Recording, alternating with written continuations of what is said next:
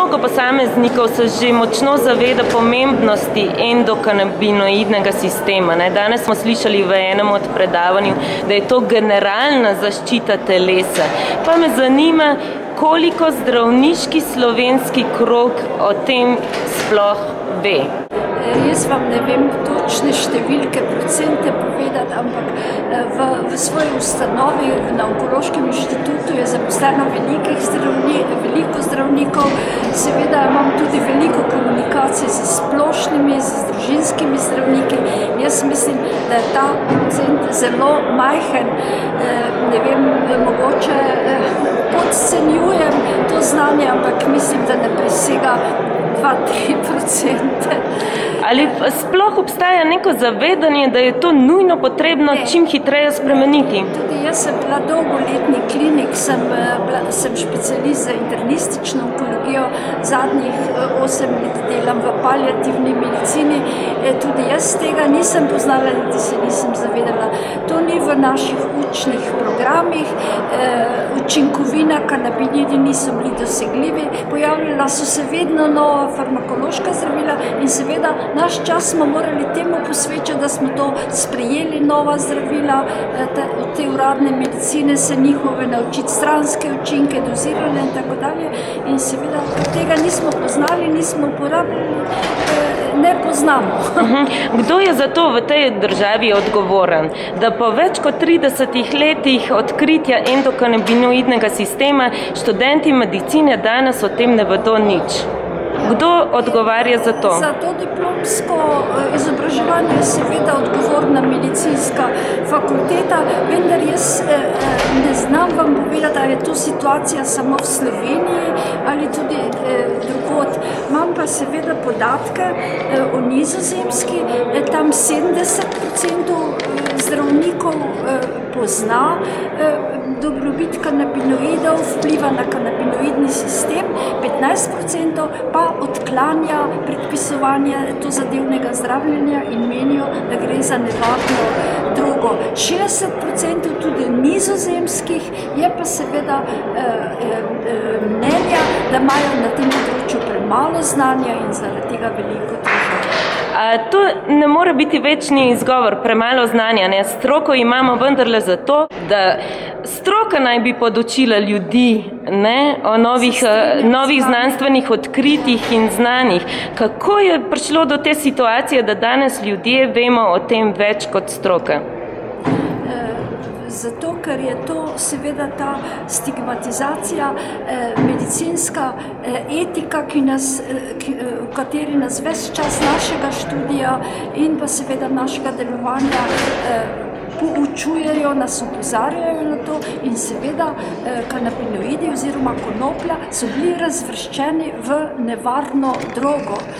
In seveda ni lažjega, kot se držati nekih pravil oziroma tisto, kar v tistem miljeju, v tisti ustanovi, v tisti kulturi velja in obstoja. Vi verjetno ste vendarle seznanjeni s entourage efektom, to pomeni, da konoplja kot rastlina edino lahko resnično optimalno učinkuje v zdravilne namene. Medicinska konoplja je zelo ločen konoplje med sabo, zelo me moti, če govorijo o konoplji in ko govorijo o rekreativni konoplji, rečejo medicinska konoplja, če jo uporabljajo za samozdravljenje in tako dalje. Ampak tudi medicinska konoplja je samo rastlina konoplja, ki deluje v sinergiji z več kot... Tako, da točno poznaš vsebnost in da vsebnost recimo THC-ja ne presega več kot 20%. Poglejte, ampak dokazano je, da samo v sinergiji konoplja resnično zdravi, da izolirani... Sinergijo uporabljamo že sintetični.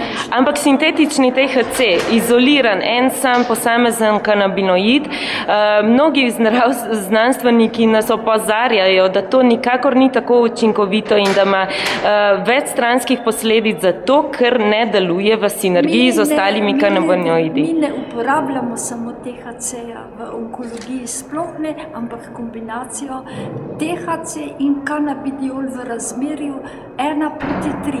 En del THC-ja, 3 dele kanabidiola.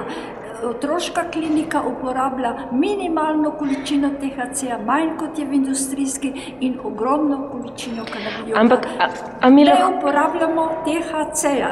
A mi lahko razložite logiko, zakaj si farmacija tako zelo želi sintetizirati kanabinoide, če konoplja najbolje zdravi kot naravna rastlina v sinergiji vseh kanabinoidov? Zakaj? To vprašanje morate nasloviti na farmacijo. Nas sicer zdravnike dolžijo, da imamo pipco, tudi meni so pisali grozilna pisma, da imam pismo, da imam pipico prislonjeno, ne vem, na farmakološko industrijo in tako dalje. To so mogoče finančni interesi ali pa razvoj, jaz vam na to vprašanje ne znam. Konoplja, ki je pa povedal dr. Krek zelo lepo, je tako zahtevna že pridelava, priprava in uporaba, da on celo dvomi, ki dobro pozna, ali ta hip lahko to izvedemo v Sloveniji. Bi pa jo se lahko medicinsko konopljo uvažali iz Izraela kot medikament ali pa iz Nizozemske. Zakaj bi ponovno uvažali, ko vendarle mnogo ljudi kljub prohibiciji uspešno in popolnoma preprosto goji konopljo, brez vsakih odvečnih komplikacij? Tudi medicinska konoplja je samo rastlina konoplja, je tako? Ampak je vzgojena na določenih rastiščih, smejo se taka in taka gnojila uporabljati, tako in tako ozračje. Mora biti rastlina, ki nima večjo vsebnost THC-ja, kot je recimo 20%, mora ustrezati farmakološkim standardom, ker drugače je ne moreš uporabljati za določanje doze, za titriranje doze in tako dalje. Zdaj me pa še nekaj resnično zanima in sicer, kako je to mogoče, da pri vseh farmacevtskih zdravilih, od navadnega lekadola do težkih psihiatričnih zdravil, imajo vsa zdravila, lahko tudi še posebej psihiatrična, neverjetno nevarne stranske učinke. Zakaj to nikogar ne skrbi? Skrbi, zelo skrbi.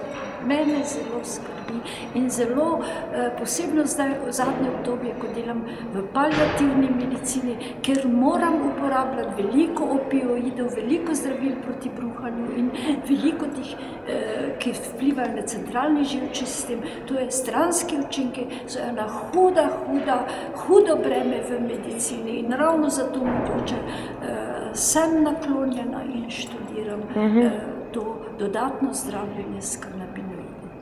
Kako pa to, da se lahko z njimi posluje, s temi zdravili, če so tako nevarne? Se vam je odgovoril dr. Nolimal in dr. Krek.